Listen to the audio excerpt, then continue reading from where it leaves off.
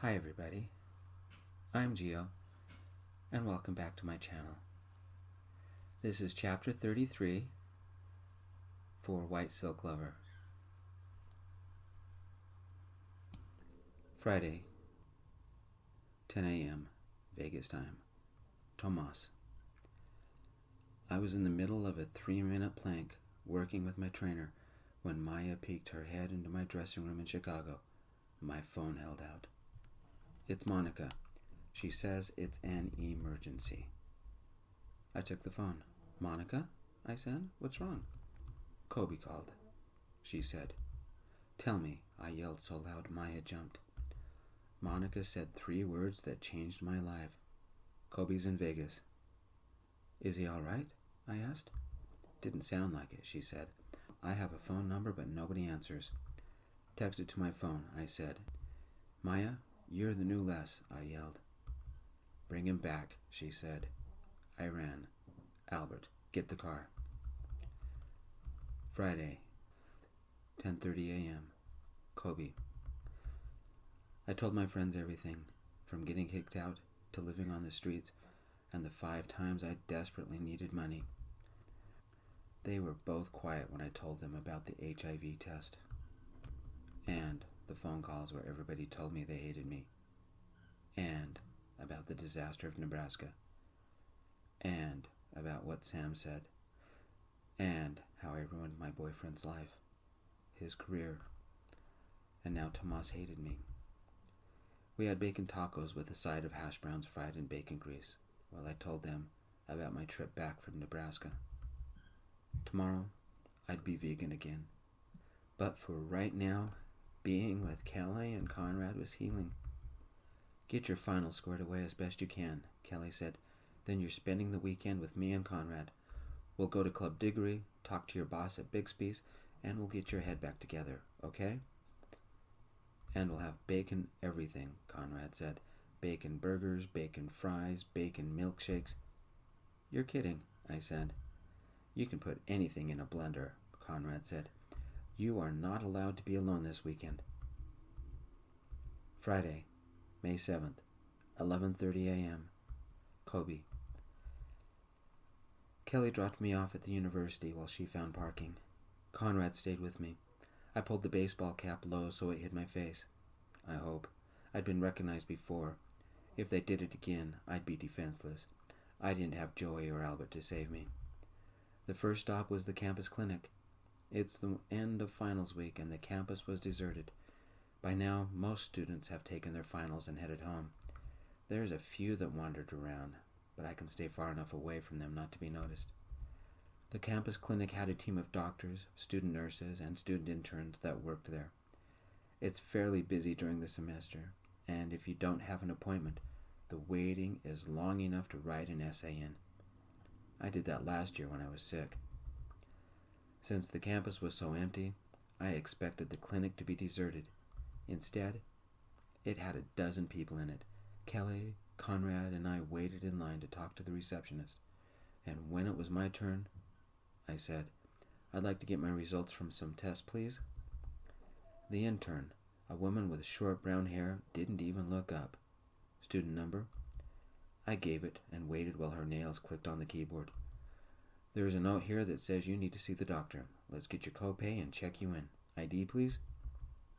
My wallet is missing and I have no money, but I need those results, please. I can loan you the money, Conrad said. But my student ID and driver's license is somewhere in Nebraska, I said. Can you use my ID? Kelly said. I'm sorry, but I need his ID, and unless it is life-threatening, I cannot help you. The intern looked back at the screen, eyes widening.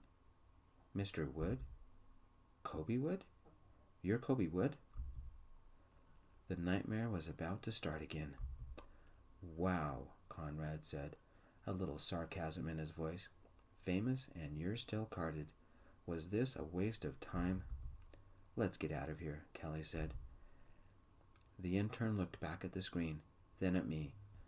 That can't be the same Kobe Wood, can it? We laughed. It wouldn't be long before the receptionist would be yelling at me, just like the people on the phone last weekend. Or she'd call security because I was trying to access my account with no ID. For only $20, I could get a replacement. If I had $20. I'd need money to get a new ID card, pay the copay, then I could see the doctor. In the meantime, what do I do about my crippled hand? Solve life 5 minutes at a time. When I'm done here, I'd go talk to my boss and beg for my job. Without a job, I'd be back on the streets when rent came due. The day warmed up. The music department was next. No students hung around out front, and none lounged on the grass. The building was almost deserted. Dr. Garnier's office was on the second floor. She was grading blue books for her infamous essay tests when the three of us knocked on her door. As I knocked, she turned, wearing old-fashioned bifocals that made her eyes look huge. "Dr. Garnier," I said, "do you have a minute?" "What can I do for you?"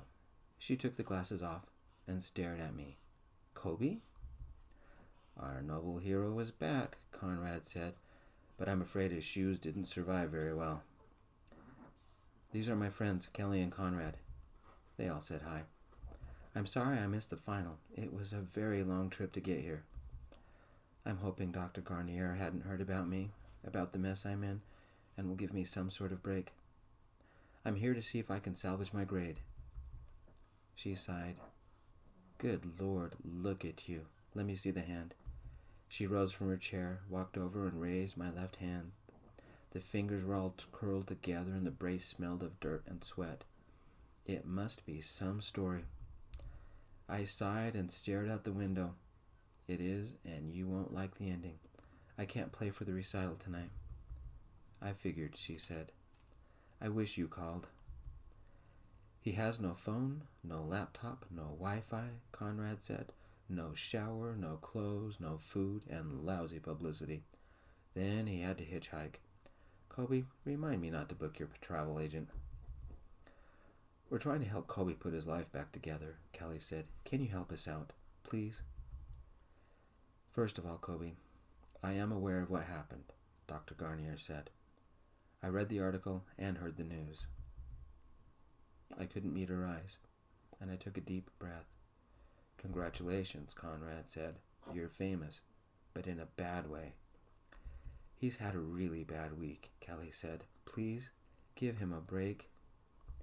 "We'll talk about that in a moment," Dr. Garnier said, and switched screens on her computer. "I want to show you something. It's a segment of Tomas's concert last Tuesday." "You know who he is?" I said. "I think everybody does," she said, and hit play. Tomas sang the song he sang on the jet. My song. This time with music behind it. His voice broke many times as he sang and cried. "Kobe, I love you, and I want you back." "I tried calling him," I said, "but he changed his number." "Life on the road is never easy," Dr. Garnier said, "but I can help you with your grade. While I'm grading finals, you will be taking it. I understand you have a second one. Who's the teacher?" I told her. "Kelly and I will go get coffee and bring you back a sandwich," Conrad said. Within minutes, I sat at a desk just inside Dr. Garnier's office. I took the second final first because that was easier. It only took an hour and a half. I got up and stretched, staring out the window at nothing. Dr. Garnier put the second blue book on my desk and a blank page of sheet music. I guess she wasn't kidding about me writing music. "Long time," a voice said behind me. "Monica?" I said. "You're here?" "I've been in Vegas for 2 days," Monica said, walking toward me. She looked at my hand, then at me. "I wasn't sure you'd make it by today, but I'm glad you did. Are you okay?" "It's been a long trip," I said. "What are you doing here?" "Delivering a message," she said. She pulled up her phone, hit a couple of buttons, and handed it to me. I listened. "Monica?" Tomas said, with an odd echo to his words. It wasn't video chat, just a regular call. "Have you found him?" Tomas's voice. His beautiful voice. My chest ached. "Monica?" What do I say? Breathe. Breathe. Monica? Tomas said again. The man who I lived for. The man who I loved. The man who accepted me. What do I say? Kobe? Is that you? Tomas said. I fell against the wall, holding the phone tight against my ear. What do I say? Kobe? I slid to the floor, clutching the phone to my head. The emotion clogged my throat. Kobe? Tomas said. He softly sang the song he had written for me. His voice broke when he ended the first stanza and got to the chorus. Kobe, I love you. His voice broke again, and a small sob escaped. I took a deep breath. This is my chance to apologize. I'm sorry. I caused you so much trouble. I'm sorry. Everyone is mad at you because of me. I'm sorry. I let the phone slip from my ear and stared at the ceiling. The pain, the fear, the despair all cascaded down my cheeks. Tomas said something. I didn't hear. I'm sorry, I said. I'm so sorry. Someone took the phone from my hand. Tomas? Dr. Garnier said. He's got a final to take. You'll find him in my office. Right? 2 hours? He'll be busy for 3. She handed the phone to Monica. Somebody handed a sub to me. Kelly and Conrad had gotten back. I can't leave you alone for a minute, Kelly said, giving me a hand and helping me up. Vegan house special, Conrad said, with bacon. Dr. Garnier opened up the blue book on my desk. Kobe, you have 4 hours to take the test, but Tomas will be here in 2. Get started. And remember, I want music. Friday. Tomas.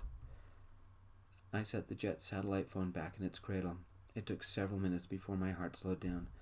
The emptiness was almost gone, replaced with a different ache. I couldn't wait to see Kobe. The jet didn't fly fast enough. We landed and ran to the rental. Albert could drive again. Joey took the seat beside him. I took the back. The traffic was terrible. If there was roadwork, we hit it. A red light anywhere, we found it. A green light, it changed to red as we approached.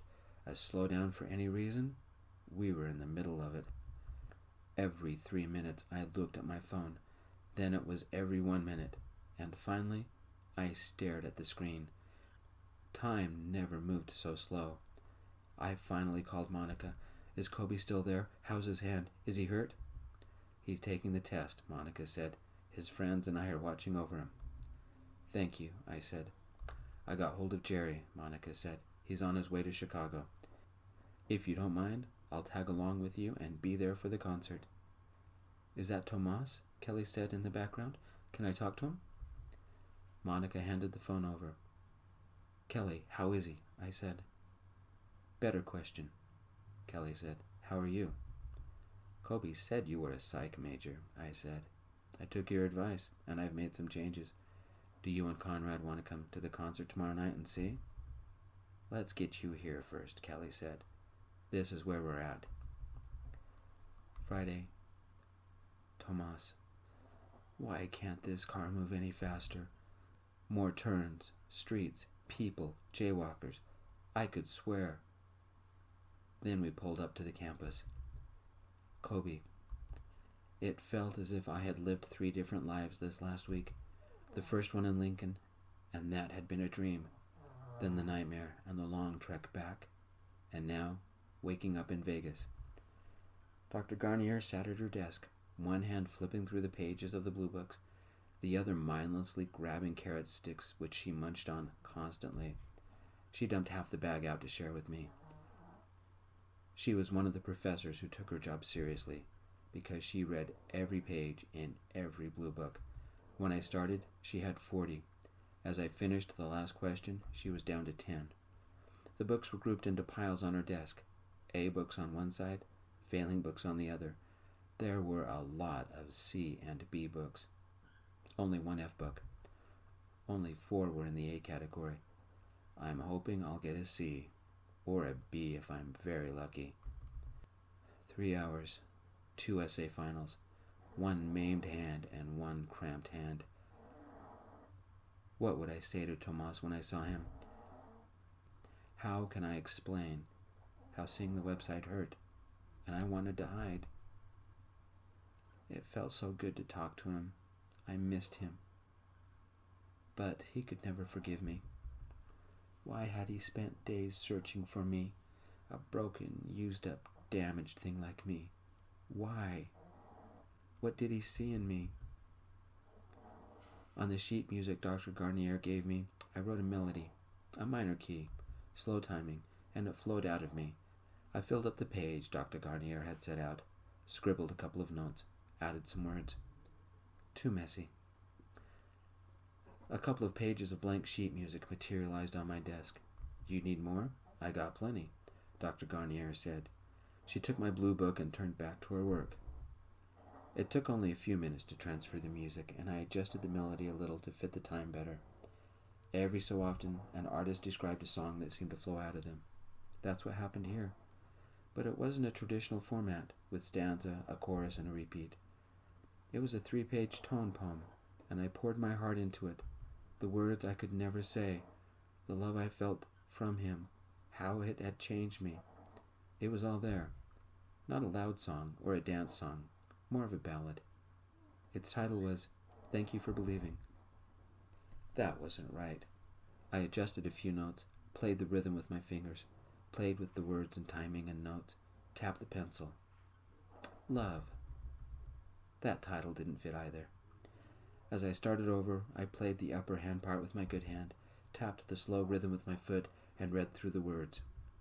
Tomas would do better. He had a feel for these things. I hummed through the melody.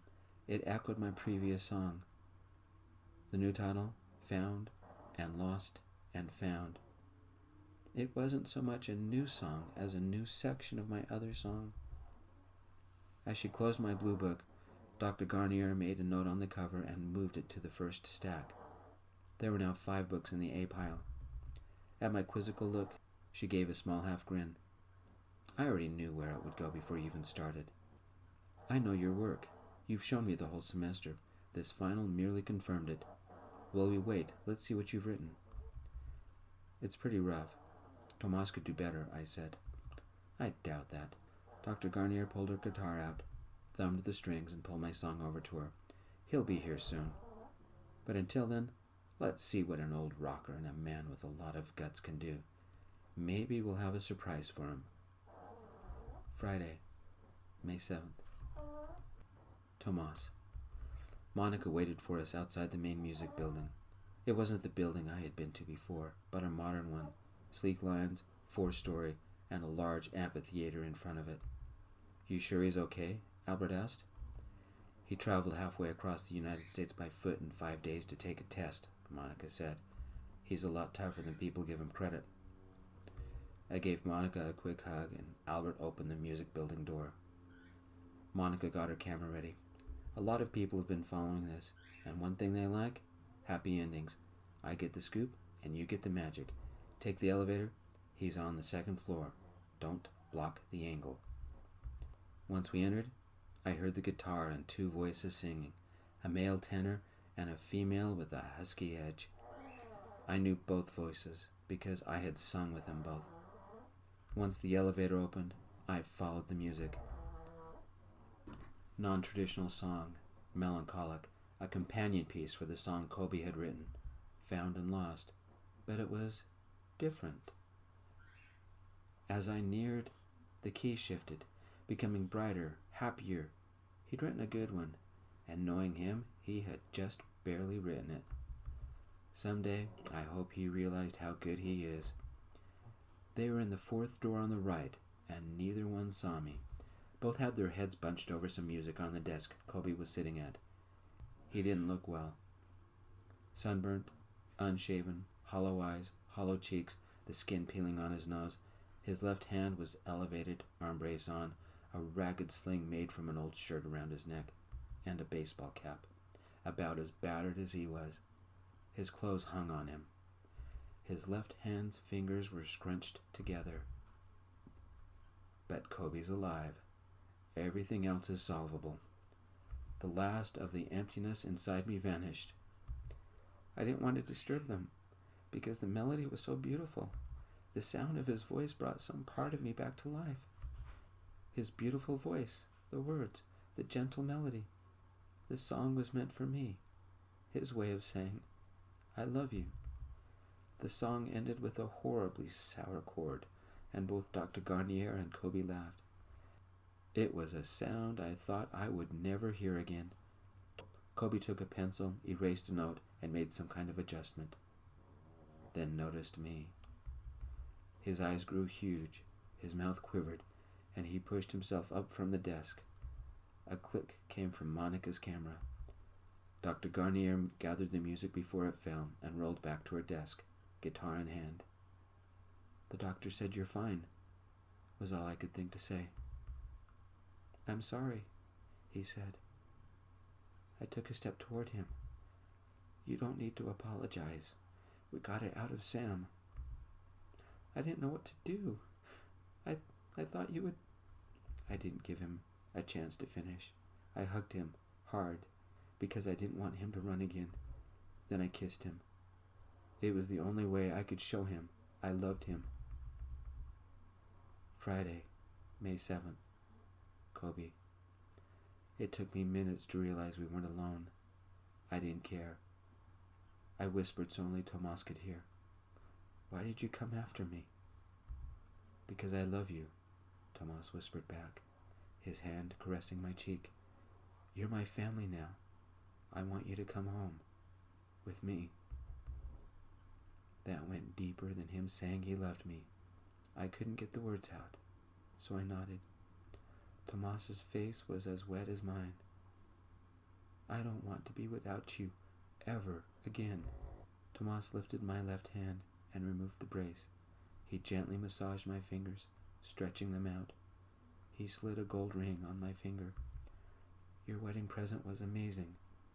Yes, Kobe, I will marry you, if you'll still have me." Even knowing everything, he loved me. Somebody loved me, for me. Something filled me, and it wasn't the pain and fear of the last few days. I bit my lip, fighting another round of tears, then broke into a smile. It had been a long time since I had a family. "This is Vegas.